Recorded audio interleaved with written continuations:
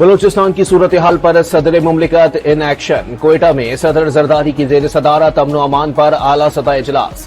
وزیر اعلیٰ سرفراز بھگٹی نے تازہ ترین صورتحال پر بریفنگ دی۔ اجلاس میں پیپلز پارٹی کے چیئرمین بلاول بھٹو کی بھی خصوصی شرکت۔ دہشت گرد عناصر قوم کو تقسیم کرنا چاہتے ہیں، انہیں ہر قیمت پر شکست دیں گے۔ انسداد دہشت گردی ونگ کو جدید اسلحہ فراہم کیا جائے گا۔ دہشت گردی کے خلاف جاری جنگ جیتنے کا عزم۔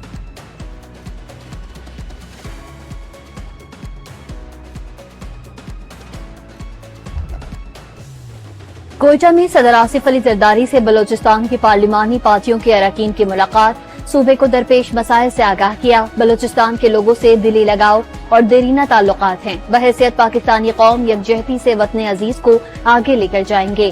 حقوق دے کر ہی لوگوں کا دل جیتیں گے۔ صدر مملکت نے صوبے کی ترقی اور عوام کی بہبود اولین ترجیح قرار دے دی۔ عید کے بعد بلوچستان میں کیمپ لگانے کا اعلان۔ ملاقات میں بلاول بھٹو بھی موجود رہے۔ کوئٹہ آمد پر صدر مملکت کا پرتپاق خیر مقدم۔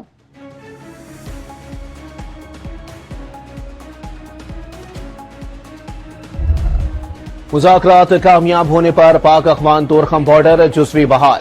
25 روز بعد 12,000 سے زائد مال بردار گاڑیوں کو آر پار جانے کی اجازت مل گئی۔ پیدل آمد و رفت بھی 2 روز میں شروع ہو جائے گی۔ افغانستان سے مذاکرات کرنے والے جرگہ ارکان کی وزیر اعلیٰ سے ملاقات۔ تجارت کے لیے سرحد کھولنے کی سنجیدہ کوششوں پر اظہار تشکر۔ گنڈا پور نے مسائل کے حل کے لیے آئندہ بھی کوششیں جاری رکھنے کی یقین دہانی کرا دی۔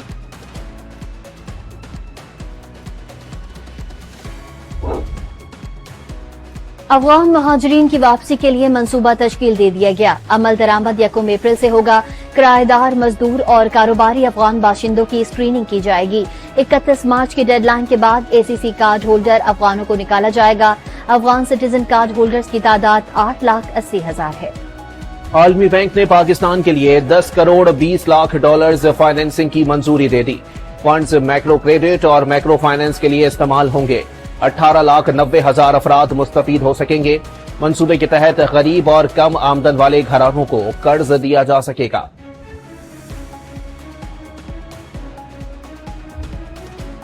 وزیر اعظم شہباز شریف 4 روزہ دورے پر جدہ پہنچ گئے۔ گورنر شہزادہ سعود بن عبداللہ جلادی اور پاکستانی سفیر نے استقبال کیا۔ وفاقی وزراء اور سینئر سرکاری افسران بھی وزیر اعظم کے ہمراہ جدہ پہنچے۔ دورے کا مقصد 2 طرفہ تعلقات، معاشی تعاون اور سرمایہ کاری میں اضافہ کرنا ہے۔ ترجمان دفتر خارجہ کا بیان۔